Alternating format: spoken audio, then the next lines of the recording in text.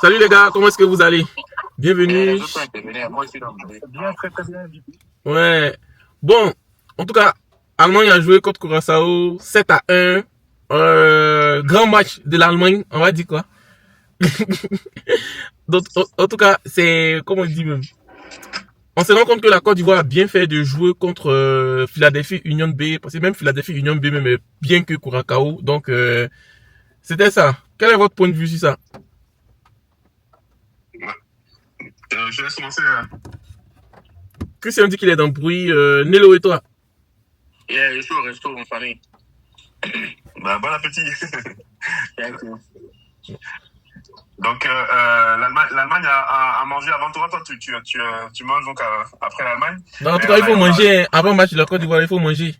Il faut prendre des forces, effectivement. Ouais. Mais honnêtement, on a assisté à un match. Comment dire? Moi-même, je trouve ça un peu gênant. En fait, même, c'est un match qui démontre que une Coupe du Monde à 48, c'est problématique parce qu'il y a des équipes qui n'ont absolument rien à faire là. Curaçao n'a pas le niveau pour jouer une Coupe du Monde. Marc, excuse-moi, mais ça, c'est pas un argument parce que, tu sais pourquoi je dis ça? Parce que je pense, Mondial 2006, on a vu ici comment on appelle, des Allemagne, Arabie Saoudite, ou je sais pas quoi, avec les mêmes scores. Donc, même des mondiales qui sont pas à 48 équipes, des fois, on voit des nouveaux, je dirais, comme ça, de nouvelles équipes, de nouveaux nés là qui arrivent et puis qui apprennent. C'est comme ça. Ça fait partie du foot. C'est juste qu'à la différence de l'Arabie Saoudite, tu vois, l'Arabie Saoudite avait, même en 2006, avait derrière elle déjà toute une politique de développement du football avec un championnat qui commençait à naître, etc. Mais il y a eu une première fois, il faut une première fois à tout. Non, c'est pas une question de première fois. C'est pas une question de première fois. L'équipe de mon village aussi peut arriver la première fois en Coupe du Monde, mais il n'y aura aucun lendemain. Tu vois ce que je veux dire? Et Curaçao, 200 000 habitants, je te confirme qu'il n'y aura aucun lendemain parce qu'il y a aucune perspective de développement, etc. Mais on n'est même pas là pour parler de ça. Tu lis la Corée maintenant. Tu es fort, hein? Mais je pense pas que tu juges trop vite les gens et... Si tu veux, mais c'est ça, il lit la Corée. Après, il s'étonne que nous aussi on fasse de même. D'accord. Mais sauf que tu vois, si on se base uniquement sur ce qu'on a vu aujourd'hui, ok? Je n'ai pas vu une équipe de Curaçao développer ne serait-ce même qu'un mécanisme de passe. Enfin, je sais pas si vous avez vu ça, il n'y a pas de problème. Moi, ce que j'ai vu. Attends, écoute-moi. Si c'est pas possible de finir un argument, c'est sûr qu'on peut pas se comprendre. Mais tu vois, moi, ce que je dis, tu vois, c'est que on a vu une équipe de Curaçao extrêmement faible. Il suffit juste de voir, par exemple, les sorties de balles. C'est d'une naïveté absolument désarmante. On ne voit même pas ça en deuxième division. Et donc, en tout cas, on dégageait la balle. J'espère pour les. Mais oui, c'est ça. Alors qu'au moins, tu dégages le ballon, tu ne sors pas de ta surface de réparation en essayant de dribbler. Mais toi, tu vas le rappeler à jouer alors. Non, pas du tout. Mais c'est d'ailleurs la raison pour laquelle. C'est en train de faire. En plus, tu es en train de nous parler de Curaçao qui a pris des raclés et qui a pris des raclés, mais n'oublie pas que même le Brésil face à cette Allemagne en 2014. Mais oui, mais ça, c'est pas une lecture, justement. C'est pas une lecture. Tu peux pas comparer Curaçao avec le Brésil. Ce que je suis en train de dire, c'est que. Mais si, justement, parce que même le Brésil qui était développé, ils ont pris 7 buts. Donc, tu comprends bien que plein d'équipes peuvent prendre 7 buts. Ça peut arriver, c'est dans l'histoire. C'est bon. Moi, mon seul point, en tout cas, c'est que on ne peut pas se baser sur ce que a produit Curaçao aujourd'hui pour juger l'Allemagne. Je n'ai pas trouvé en première mi-temps que l'Allemagne avait été particulièrement séduisante, malgré le fait qu'ils ont fini la première mi-temps à 3-1 déjà. Mais moi, je vous le disais pendant le match, en fait, justement, que ce qu'on voyait de Curaçao, en fait, c'était le néant. Donc, en fait, je pense que et d'ailleurs, c'est une bonne chose pour nous, en fait, hein. C'est un distributeur de points. Je rappelle à tout le monde qu'il faut 4 points pour pouvoir être qualifié dans cette Coupe du Monde, pour sortir des poules. Honnêtement, si on est un minimum sérieux, je dis même pas de jouer le match de l'année, loin de là, on est un minimum sérieux, on sait qu'on a déjà 3 points dans le rangé. Et donc, c'est une raison de plus pour pouvoir jouer. Là, tu manques de respect. Attends, tu laisses pas les gens parler. Mais tu manques de respect. Comme tout à l'heure, tu m'as parlé de respect. Mais là, oui, mais sauf qu'il s'agit de parler de manière objective. Mais ça, c'est pas objectif. Parce que Marc, tu sais, même nous, on est allé en Coupe du Monde la première fois. Le troisième match, là, on avait déjà perdu nos 2 matchs. Le troisième match, on s'est dépassé, hein. Ça veut rien dire. Ce n'est pas une question de première fois, c'est juste en fait de se rendre compte qu'une équipe qui au bout de 15 minutes est déjà à bout de souffle, une équipe qui en une dizaine de minutes montre qu'elle n'a juste pas le niveau technique, etc. pour jouer une Coupe du Monde, tu ne peux pas en attendre autre chose. Mais c'est pas déjà qu'il faut jouer contre l'Allemagne. Non, mais encore une fois, je te dis, justement, ne te base pas là-dessus pour surestimer une équipe d'Allemagne. Elle a des... Parfait, très bien, justement. Donc, en fait, je ne devrais même pas avoir à te convaincre. Tu vois? Mais là, je suis convaincu, en fait. Mais là, je suis en train d'assister ce que tu es en train de dire.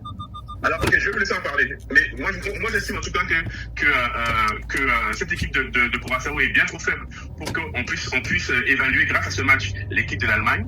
Et je pense que le fait que, évidemment, on lui soit supérieur, c'est une raison de plus tout à l'heure pour pouvoir jouer librement, l'esprit libre, face à l'Équateur. D'accord. J'aimerais parler parce que ce que j'entends un peu, ça me choque un peu, je vous dis la vérité. Eh ben, tu as la parole. Donc, franchement, Marc, là, tu fais preuve d'un manque de respect envers cette équipe qui vient d'arriver à peine à la Coupe du Monde. Déjà, dans un premier temps, tu devrais retenir les leçons avec la Côte d'Ivoire qui a galéré, je pense, comme j'avais répété tout à l'heure, pour la Guinée équatoriale. On a pris 4-0 à domicile, alors que personne n'aurait imaginé ce scénario-là. Donc, c'est pour te dire que tout est possible dans le monde du foot. Et dans un premier temps, cette équipe joue avec ses possibilités et ses moyens. Et il n'y a personne ici maintenant qui va pouvoir évaluer sur ce match-là, on ne va pas pouvoir dire l'Allemagne va aller au bout, l'Allemagne sera les favoris parce que c'est vrai que l'opposition était faible, mais on ne peut pas se permettre de dire que la Côte d'Ivoire doit jouer détendue parce que c'est sûr qu'on va pouvoir gagner ces 3 points, alors qu'avant de jouer ce match-là contre cette équipe qui est censée être la plus faible, on a 2 matchs avant et qu'on doit aborder dans l'objectif dans notre tête de ne pas avoir 4 points, mais d'avoir 6 points. C'est moi, c'est comme ça que je pense. Après, peut-être que je suis trop gourmand, mais l'objectif pour moi, à chaque fois que quand tu rentres sur un terrain, c'est de gagner chaque match. Et ça, c'est la mentalité des vainqueurs. Et c'est comme ça qu'on forme une grande équipe. La France, je suis désolé, quand ils jouent un match, la France, ils vont jouer contre le Sénégal, contre la Norvège, il n'y a pas de calcul. C'est 3 matchs, 3 victoires. Il n'y a pas de oui, si on gagne, on passe avec 4 points, etc. Stop les calculs. Ça, c'est un signe de complexe. En Afrique, on est complexé. Et sortons de cette complexité en se disant que quand on commence un match, nous aussi, on peut le gagner et on peut avoir 3 matchs, 3 victoires, et c'est-à-dire 9 points et passer premier. Parce que si on est premier, on aura peut-être un meilleur tirage au sort. Et c'est ça aussi qu'il faut prendre en compte. Ne comptons pas terminer 3e pour aller jouer un match contre une équipe comme, par exemple, l'Argentine, tout ça, là où ça va être des matchs qui vont être serrés et où on va se faire éliminer maintenant. Aussi, pensons que si nous permettons de gagner nos 3 matchs, ça peut nous favoriser pour le reste de la compétition. Ok. Nello, et toi, ton point de vue? Mon point de vue sur quoi? Sur le match qu'on a vu? Oui, qu'est-ce qu'il faut retenir de l'Allemagne et de... comment on appelle? Un peu comme Marc, moi je suis d'accord avec le fait que c'est pas sur ce match-là qu'on va juger la valeur de l'Allemagne, parce que sincèrement, moi je m'attendais à ce que ce soit un match avec un gros score, un minimum 2 buts d'avance. Donc je pense qu'ils ont été surpris par la réaction de Curaçao. Ils ne s'attendaient pas que l'équipe n'ait pas froid aux yeux et essaie de tirer. Et puis bon, ça a été sur une phase de jeu rapide et puis ils ont marqué. Mais sinon, l'Allemagne a bien joué son coup, c'est-à-dire ils ont fait un match sérieux face à une équipe qui leur était beaucoup plus faible, c'est tout. Et quand l'Allemagne fait un match sérieux face à une équipe qui leur est beaucoup plus faible, ben le score va dépasser 4. Donc c'est ce qui s'est passé. Donc du football colossal, mais ça ne veut pas dire qu'on va se retrouver avec une Allemagne qui va taper l'Équateur 4-0 ou qui va taper la Côte d'Ivoire 4-0, loin de là, croyez-moi.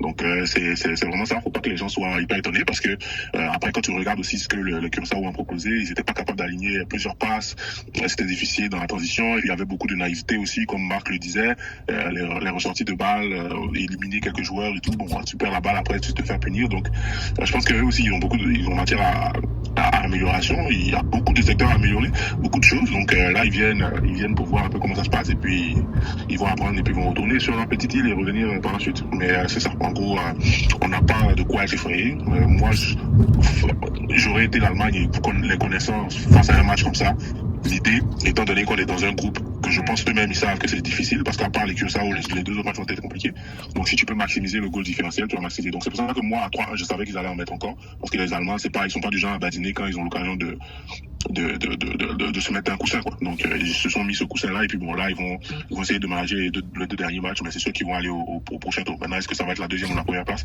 on va savoir, mais il n'y a pas état d'esprit. Ok. Il n'y a pas de drame. Mais Nelo, tous les deux, je pensais que vous étiez en désaccord avec moi. Et pourtant, Non. Moi, ce que je ne dis pas, à la différence de toi, c'est de dire que, par exemple, pour l'Allemagne, je donne deux exemples, hein, parce que je viens de dire que l'Allemagne, c'est pas parce qu'ils ont gagné 7-1 que ça veut dire que l'Équateur et la Côte d'Ivoire vont les gagner avec les mêmes scores ou des scores mirobolants. Non, je ne le pense pas. Et c'est la même chose aussi. C'est pas parce que, laisse-moi finir, c'est pas parce que Curaçao a perdu 7-1 que ça veut dire que ça va être une promenade de santé pour les deux autres. C'est pas forcément le cas, parce que le football est bizarre. Exactement. Donc, pour la Côte d'Ivoire et pour l'Équateur, peu importe, il va falloir prendre les matchs avec sérieux si on veut gagner. Parce que tu peux te retrouver aussi dans une configuration où, au dernier match, Curaçao a envie de faire bonne figure, ils mettent le bus, et puis la Côte d'Ivoire passe à un bus. La plupart du temps, on a des difficultés. Je répète mot pour mot ce que j'ai dit. J'ai dit, si on est sérieux, et je ne parle pas de faire le match de l'année, mais si on est sérieux, ok, on a déjà 3 points. C'est exactement mot pour mot ce que j'ai dit. Je t'invite à réécouter si tu veux. C'est mot pour mot ce que j'ai dit. Il me semble. Ok, j'ai pas entendu le si. J'ai pas entendu le si. Mais si tu mets un si, ça fait la différence. C'est déjà pas mal. On aura 4 points. On aura 4 points. Oui, c'est ce que j'ai dit. Si on est sérieux. Moi, j'ai pas entendu le si. Je pense que je t'ai pas j'ai pas dit si, moi aussi. J'ai pas entendu si. Quelle phrase j'ai pu dire ça en enlevant le si là, ça donne quoi? Ça veut rien dire? Non, vu le match de Curaçao où on a déjà 3 points, un truc comme ça un peu. Voilà, en tout cas, peu importe. Mais on est d'accord. L'important, c'est qu'on soit d'accord sur le fait que ce match-là n'est évidemment pas révélateur d'un quelconque niveau. Dans un bon message, exactement. Et pourtant, tu as une équipe qui a gagné 7 contre l'autre. Ça veut donc dire que l'autre est absolument hors de propos en termes de niveau. Voilà, ça, je suis d'accord avec toi, Marc, dessus. Mais en fait, ce que je te dis, c'est que nous, les Ivoiriens, justement, on se connaît ici. On sait que quand on sous-estime une équipe, c'est là où on se fait très surprendre. Et nous, il peut nous arriver des choses qui sont impensables de nous arriver. Justement, si on est trop relâché. Les Ivoiriens, on a besoin d'être sous pression. C'est comme ça qu'on est meilleur, je pense. Ouais, mais tu sais, cette Coupe du Monde, c'est un challenge. Donc, ils sont déjà motivés. Hein. C'est pas nous, on va les motiver, on va les mettre de la pression. Ouais, exactement. Donc, exactement. Ils sont déjà motivés eux-mêmes, les jeunes. Ils veulent faire quelque chose que les Drogba n'ont pas réussi à faire. Et ils ont plus de chances et plus de facilité avec l'intégralité des pays qui sont 48. Donc, ils ont plus de chances de passer le premier tour, ce qui n'a jamais été fait pour la Côte d'Ivoire. Donc, ils sont très motivés avec cette idée-là d'aller au bout. Maintenant, je pense qu'il faudra prendre match par match. Et le premier match, moi, je pense que l'Équateur, c'est l'équipe la plus difficile du groupe que la Côte d'Ivoire va affronter. Pour moi, honnêtement. L'Équateur, c'est l'équipe vraiment, dans les caractéristiques que cette équipe peut nous présenter, ça peut être une équipe vraiment très embêtante, très physique, très accrocheuse. Ça va être un combat physique, parce que c'est une équipe qui sait jouer au ballon, mais on va favoriser le combat physique en parlant de l'Équateur. C'est une équipe qui impose, physiquement qui en impose. Donc, il faudra que les éléphants puissent répondre physiquement face à cette adversité qui va être tenace. Ok, y a pas de drame. Donc, moi, je vais couper l'enregistrement. C'était pour le point de vue. Attends, juste un point, Pascal. Un dernier point sur l'Allemagne. Oui. Ce que j'ai constaté, c'est qu'il y avait beaucoup de fébrilité dans la défense allemande.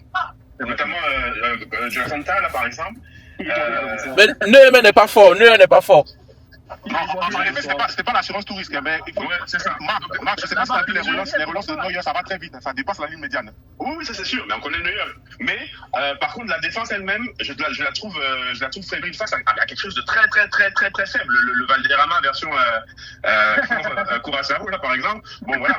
Et pourtant, ce gars-là a réussi à quand même aller les chercher. Donc je me dis que face à Yann Diomandé, notamment qui connaît bien les Allemands, face à Yann Diomandé, Basma, Touré qui connaissent bien les Allemands, face à notre armada offensive, là, honnêtement, effectivement, il y a un coup à jouer face à eux. Non, il y a des joueurs qui n'étaient pas titulaires sur ce match qui vont l'être face à la Côte d'Ivoire. Hein. Oui, mais moi, je vous ai toujours dit que l'équipe de l'Allemagne, elle est prenable. Elle est prenable même. Mais dès que tu mets de la vitesse, tu peux les surpasser, les Allemands. Si la Côte d'Ivoire met la vitesse. Qui est parfois même. Le match, moi, je viens de regarder là. Mais ce match-là, Curaçao même, la SEC a déjà pu les battre. Non, même Philadelphie Union B pouvait les battre. Ça veut dire Côte d'Ivoire, ça a bien fait de faire le match amical contre Union B. D'accord, donc je vais couper. On va se préparer parce que à partir de 1h du matin, côté Abidjan, ça va être le feu, quoi. Non, je vais couper l'enregistrement, vous pouvez discuter, quoi. Moi, je vous rejoindrai tout à l'heure, les gars. Ok. Bye, les gars.